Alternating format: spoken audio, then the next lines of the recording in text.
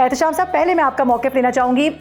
हम देख रहे हैं बार बार जिस तरह से ट्रंप की जानिब से बयानात फिर उसमें तब्दीलियां देखने को मिल रही हैं। अब ये कहा जा रहा है बड़ा अहम खिताब होने जा रहा है जिसमें सीज़ फायर की बात भी हो सकती है। और गुज़िश्ता रात वाला जो उनका ट्वीट है उसने तो सबको न सिर्फ हैरान किया है बल्कि लोग हंस रहे हैं कि ट्रंप आखिर चाहते क्या है। वो कहते हैं कि अपनाए हुर्मुज़ से मेरा कोई ताल्लुक नहीं है, जिसको तेल चाहिए या तो वो अमरीका से ले ले या वो वहाँ जाके खुद खुलवाए और तेल हासिल कर ले। अब हम पीछे हटते हुए नजर आ रहे हैं। तो अब ये बताइएगा कि ट्रंप की इस हिकमत अमली पर उनके अवाम किस तरीके से उसको देख रहे हैं। ओवरऑल अगर दुनिया की बात की जाए तो ट्रंप की तो जग हंसाई हो रही है क्योंकि किसी एक मकसद में भी ट्रंप कामयाब नहीं हो सके अभी तक।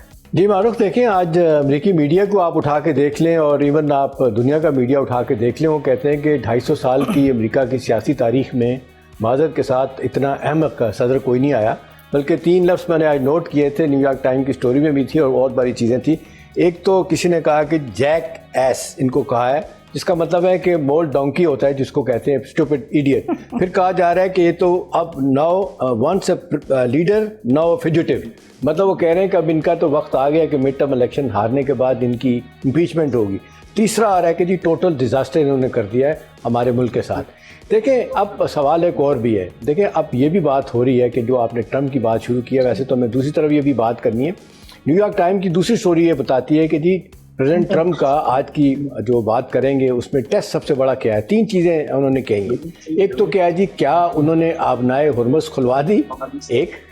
दूसरा वो कि जी क्या उन्होंने अपना ग्लोबल इकोनॉमिक मेल्टडाउन इसको रोक दिया। तीसरा उन्होंने कहा कि ये जो एंडलेस वॉर है इससे क्या उन्होंने ईरान से हो रही है जान छुड़ा लिए। और सबका जवाब है नो। एग्जैक्टली। देखिए उनके लिए तो हाँ सबका जवाब नो है। तो सूरत हाल तो जिस तरफ जा रही है वो तो यही लगता है कि आज मुझे लगता है जो खिताब होगा उसमें तो यही कहा जा रहा है, कंजक्चरिंग करें वो यही कहेंगे जी हमने जंग जीत ली और ये और वो और मैं वापस आ रहा हूँ। उसकी वजह है कि देखें इतना शदीद दबाव है। अभी आप देख लें आज भी कल भी रोज़ाना आ रहा है कि सिर्फ 80 लाख लोगों ने पूरे अमेरिका में जलसे जुलूस निकाले हैं, डेमोन्स्ट्रेशन किए हैं, बाकी दुनिया में तो हो ही रहा है। फिर $150 बिलियन का मारूफ का खलीजी ममालिक का नुकसान हुआ है और $200 बिलियन का अमेरिका का हो चुका है। $200 बिलियन और मांग रहे हैं कांग्रेस से और साथ ये भी कह रहे हैं कि मैं खलीजी ममालिक से पैसा लूँगा। मेरा नहीं ख्याल कि इस दफ़ा वो पैसा देंगे। वो तो यही कह रहे हैं कि जी आपने तो हमारा बेड़ा डुबो दिया, कहाँ आपका सिक्योरिटी अम्ब्रेला, हमें तो जिसको कहते हैं कि कितनी मुश्किल पेश आ गई, क्या करें। अरब ममालिक की सूरत हाल ये होगी कि यूएई के बारे में कहा जा रहा है कि क्योंकि उनका कोई डिफेंस का मिसाइल सिस्टम नहीं है रोकने के लिए, तो वो कहते हैं कि ये तो चंद घंटों में पूरा का पूरा खुदा ना खास्ता ईरान जो है ना वो तबाह कर सकता है। तो देखें बुरे हालात हो चुके हैं, सबकी नज़रें इस वक्त पाकिस्तान में। देखें सागदार साहब वहाँ गए हुए थे, मेरी कुछ इतलात है, मैं आपको खबर भी दे देता हूँ। एक दिन था उनका दौरा, एक दिन के लिए और उनका बढ़ा दिया गया, कुछ और बातें होनी थी। प्लस वो उन्होंने डार साहब को इतना क्रेडिट दिया कि जी उनका आपने देखा पिछले दिनों पाँव स्लिप हुआ था, कंधा फ्रैक्चर हो गया, तो उसके लिए उन्होंने स्पेशल डॉक्टर का अरेंजमेंट किया और उनका चेकअप किया और साथ उनके साथ जो गुफ्तगू की। देखिए जो मुश्किलात पेश आ रही हैं, एक तो आपने देख लिया, पॉइंट दोहराने की ज़रूरत नहीं है, जो 5 पॉइंट उन्होंने जंग बंद करने के लिए कहा गया है बुनियादी तौर पर तो यही है कि एक दूसरे की जिसको कहते हैं इंटेग्रिटी का और जोग्राफी का ख्याल रखा जाए और जिस तरीके से ईरान का तहफ़्फ़ुज़ होना चाहिए इस तरह खलीजी ममालिक का भी तहफ़्फ़ुज़ होना चाहिए। तो बड़ा सोच विचार करके ये पॉइंट निकालेंगे। अब वो बात कल भी हुई थी, आज भी जगह हो रही है कि जी ये सालिसी, ये जिस तरीके से पाकिस्तान ऑनेस्ट ब्रोकर का काम कर रहा है उसमें किस तरीके से चाइना गंटर बन के सामने आएगा, तो उसमें कुछ मुश्किलात हैं। देखिए मुश्किलात ये हैं कि अब हम जब देख रहे हैं कि खलीजी ममालिक भी चाहते हैं जंग बंद हो, तो एक मुल्क हम नाम नहीं ले सकते, उनका यह है कि नहीं जंग नहीं बंद होनी चाहिए। उनका तो यही है कि जी जो ईरान ने हमारे साथ किया इसका बदला लिया जाए, पूरी तरह जो कहते हैं सफाया किया जाए, फिर उसके बाद आगे जाया जाए। तो मेरा ख्याल है ये इस लिहाज से एक दुनिया के लिए मसला बन गया है। कुछ लोग कहते हैं कि उनका दुनिया से राब्ता नहीं, उनका राब्ता है और वो बातचीत व्हाट्सएप के जरिए एक दूसरे के साथ कर रहे हैं। इनडायरेक्टली बातचीत अमेरिका के साथ भी जारी है, लेकिन सारा का सारा फोकस इसी पे ही है कि अब नेक्स्ट क्या होगा। अब देखें ना जिस तरीके से यूक्रेन के सदर वहाँ पहुँच गए, यूएई वगैरह जाके उन्होंने जिस तरह उनके साथ हाथ मिलाया, तो दूसरी तरफ रशिया जो है ना वो ईरान की तरफ आ रहा है, पहले इनकी तरफ आ चुके हैं। तो आप सही कह रहे हैं एहतशाम साहब, और हमने ये भी देखा कि जंग तो मुश्किल बन गई और फिर आज जो केयर स्टार्मर हैं उनकी जानिब से दोबारा वो मौक़िफ़ दोहराया गया कि हमारा इस जंग से कोई ताल्लुक नहीं है, ये अमेरिका की इसराइल की जंग है, इसमें हम नहीं पढ़ना चाहते। अब्दुल्ला हमीद गुल साहब, अब आप किस तरह से इसको देख रहे हैं? आप क्या समझते हैं ट्रंप जो खिताब करने वाले हैं उसको बड़ी अहमियत दी जा रही है और जो कैरोलिन लेविट है उनकी जानिब से ये इंदिया दिया गया है कि शायद इसमें कुछ सीज़ फायर से मुतालिक बात हो, 2 हफ्तों में जंग रैप अप हो जाए। अगर तो ऐसा हो जाता है तो फिर सूरत हाल को कहाँ जाता हुआ देख रहे हैं, ये ऑयल प्राइसेस हैं, ये इतना ज़्यादा जो मशरिक़ वस्ता के हालात बिगड़ चुके हैं, उसको वापस नॉर्मलाइज होने में कितना वक्त लग सकता है? बिस्मिल्लाहिर्रहमानिर्रहीम, बहुत बहुत शुक्रिया। देखें, मशरिक़ वस्ता या पूरी दुनिया के जो हालात बिगड़ गए हैं, ये जंग बंद भी हो गई तो अब ये एक नया रुख इख्तियार करेगी। पहला, ग्लोबल वर्ल्ड ऑर्डर तब्दील हो जाएगा और जो अमेरिका का एक रिसेशन शुरू हो जाएगा। अमेरिका एक आउटगोइंग सुपर पावर कहलाएगी और चाइना और रूस एक न्यू सुपर पावर के तौर पर इमर्ज करेंगे।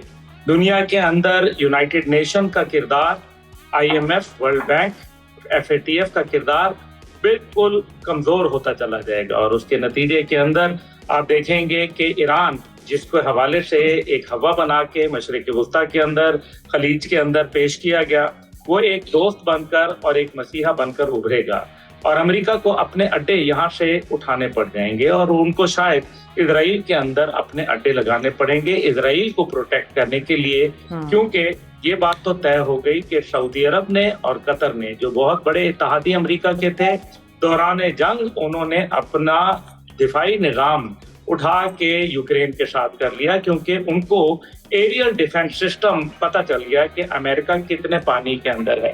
अब जो अमेरिका का सिस्टम नजर आ गया, एक तरफ उनका, देखें दुनिया में आज मारूफ साहिबा ये बात नहीं हो रही कि दुनिया का सबसे अच्छा जहाज F-35 है।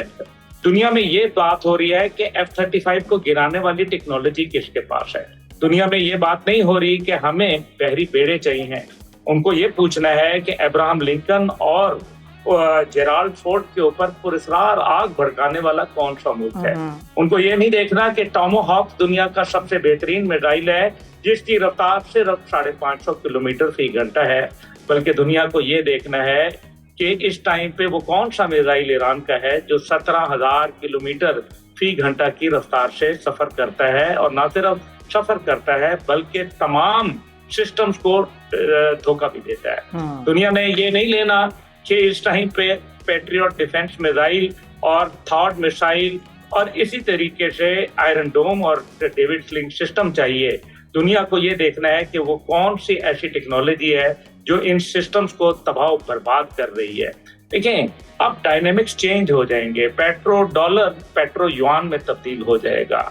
आप लाए होर्मुज के ऊपर ईरान का कंट्रोल और ओमान का कंट्रोल मजीद मुस्तहकम होगा, क्योंकि ईरान ने कहा है कि हम मिलकर ओमान के साथ करेंगे। दुनिया का 2/3 इंटरनेट। चलिए अब्दुल्ला, एक चीज पे कमेंट कीजिएगा। जी अब्दुल्ला, एक चीज़ मैं आपसे पूछना चाहूँगा। आप माशाल्लाह बड़ा तजर्बा भी आपका हो गया है, हमसे छोटे हैं लेकिन बहुत कुछ आगे चलेंगे सीख के आप। देखिए, एक चीज़ जो आज सारी दुनिया के मैं देख रहा था, डिफेंस के अदारे इंस्टीट्यूट जो है ना, वो ये बात कर रहे हैं कि ये 1 महीने की लड़ाई में जिस तरीके से ऑपरेट ईरान ने किया, उसने पूरी दुनिया को हैरान कर दिया। ये अमरीकी तजर्बा, वो कहते हैं जिस तरह नाकाम हुआ, ये जिस तरह ग्राउंड इन्वेजन के लिए वो लीबिया गए, इराक गए और जगहों पे गए, यहाँ पे भी उनका ख्याल था ये कर लेंगे, लेकिन वो कह रहे हैं कि बहुत बड़ी गलती थी, क्योंकि वहाँ पे जब गए हैं तो उनका कमांड एंड कंट्रोल सिस्टम को तबाह किया, फिर वो बूट्स ऑन ग्राउंड हुए। कहते हैं यहाँ पे तो बहुत पहले से उनको तैयारी उन्होंने की हुई थी। 2003 की जंग जो उनके साथ इराक के साथ उसकी हुई थी, उसके बाद से वो कहते हैं उन्होंने प्लान कर लिया था कि हम पे हमले होंगे तो क्या करना है। वो कहा जा रहा है कि 31 सूबे हैं तो 31 ही नए ईरान है। वो कहते हैं इतनी डिसेंट्रलाइज कर दिया, मोज़ैक डिफेंस सिस्टम उन्होंने बना दिया है जिसको अमरीकी नहीं समझ सके, कोई भी नहीं समझ सका। और आज तक वो जो समझ रहे हैं, वहाँ बहस हो रही है कि ये कैसे इतनी तबाही के बावजूद भी अपने अहदाफ जो अपना ईरान हासिल कर रहा है, उसकी क्या वजह। तो मेरा सवाल आपसे है कि इतना कुछ करने के बावजूद भी कितना शदीद दबाव अमेरिका पे इस वक्त हुकूमत पे है कि जंग बंद करके वापस घर आ जाएं और ये छोड़ दें कहना कि जी हम जीत गए। जी अब्दुल्ला। देखिए एहतिशाम साहब, मैं जो मर्जी हो जाऊं, आपसे छोटा ही रहूंगा, इल्म में भी, तजुर्बे में भी, और जाहिर है आपकी जहानत यकीनन। देखें, जहाँ तक ताल्लुक है, आपने शुरू में एक बात कही वो बड़ी अच्छी थी कि अमेरिका के अंदर इस टाइम पे जो लोग रिजीम चेंज करना चाह रहे थे ईरान के अंदर, आज 80 लाख लोग 3200 शहरों के अंदर 50 रियासतों में डोनाल्ड ट्रंप के खिलाफ मुजाहरे कर रहे हैं। तो रिजीम कहाँ चेंज होने जा रही है? दूसरी जानिब जंगी जराइम की बात हो रही है। देखें, असल बात यह है, फ्यूजिटिव का जो लफ्ज इस्तेमाल किया गया, जो यानी कि जुर्म करके भागा हुआ हो, जिसपे जुर्म साबित हो चुका हो, जंगी कवानीन की खिलाफ वर्जी की गई है और इसी तरीके से जेनेवा कन्वेंशन ऑन वॉरफेयर और यूनाइटेड नेशन के चार्टर की बराह रास्त खिलाफ वर्जी की गई है। और अभी तो नहीं, ये डोनाल्ड ट्रम्प बन जाएंगे ट्रम्प की जगह जब इनको पता चलेगा कि जब ये अपने इक़्तिदार के नशे से दूर होंगे तो फिर इनके ऊपर जंगी मुकदमात कायम होंगे। नेतन्याहू ने भी नहीं बचना, ये तो जब तक वजीर आजम है तब तक ठीक है, उसके बाद अभी भी ये कई यूरोप के ममालिक में नहीं जा सकता क्योंकि गिरफ्तारी का खतरा है। देखिए असल मसला ये है सर कि इस टाइम पे जो सूरत हाल बन रही है डोनाल्ड ट्रंप के, तो जेडी वेंस ने क्या बोला, जेडी वेंस ने जानबूझ के एक ऑडियो लीक करवाई जो कि उसकी और नेतन्याहू के दरमियान हुई भी बात थी। जाहिर है बोल्ड टेलीविजन ने तो ये काम नहीं किया, ना आपने किया ना मैंने किया।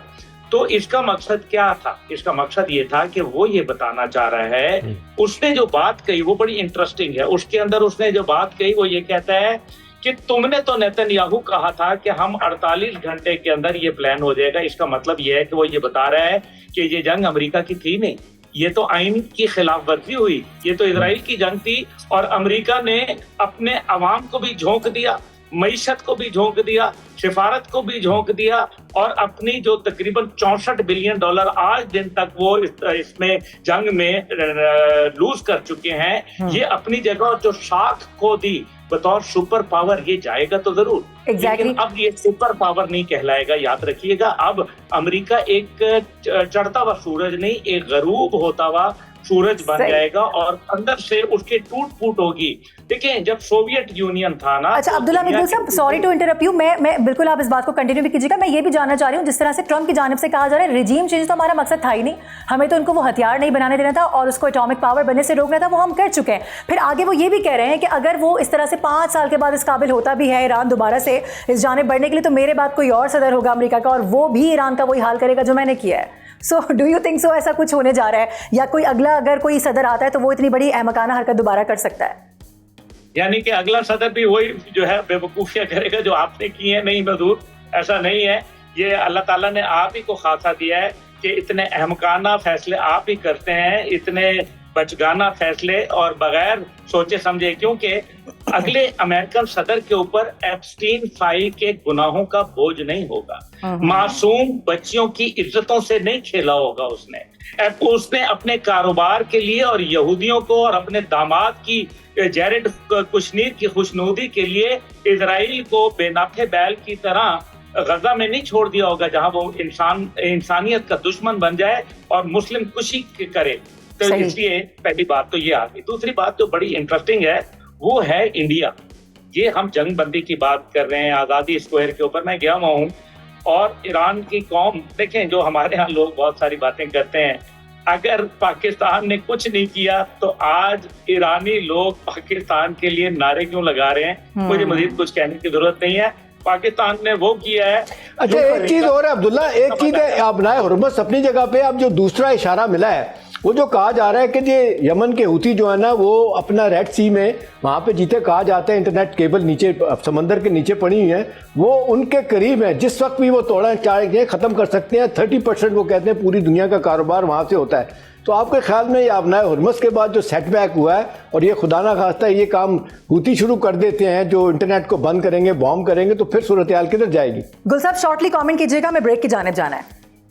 ईरान ने तो ये ऑलरेडी तकरीबन 4 दिन पहले बोला था कि हम इंटरनेट सर्विसेज बंद कर देंगे। भारत का 2/3 बिजनेस वहां से गुजर रहा है, यूरोप 2/3 ओमान से डिपेंडेंट है। और इसके अंदर जो अहम बात है वो मैं आपको एक खबर देता जाऊं, ये जंग इतनी आसानी से बंद नहीं होने देंगे दो शैतान, एक भारत और एक इजराइल। कल की जो 48 घंटे पिछले हैं उनके अंदर नरेंद्र मोदी ने अपने तमाम चीफ मिनिस्टर्स को बुला के मीटिंग की है। उनके आर्मी चीफ ने बकायदा जाके प्रार्थना की है मंदिर के अंदर जाके अपनी आर्मी के लिए और अपनी उनकी आर्मी की फैमिलीज के लिए। इसके अलावा राजनाथ सिंह ने तमाम मिनिस्टर्स को बुला के हंगामी मीटिंग कॉल की है और मुमकिन तौर पर उन्होंने जो खतरात है उनका इजहार किया। इसी तरीके से अजीत डोवल ने नेशनल सिक्योरिटी मीटिंग कॉल की है जिसके अंदर आने वाले खतरात की बात की गई। और सबसे अहम, पाकिस्तान के साथ 4 मुल्का जो उनके एयरपोर्ट हैं उनको 30 दिन के लिए बंद करके वहां जो मुल्का इलाके हैं उनमें सायरन बजा के बकायदा प्रैक्टिस की गई है।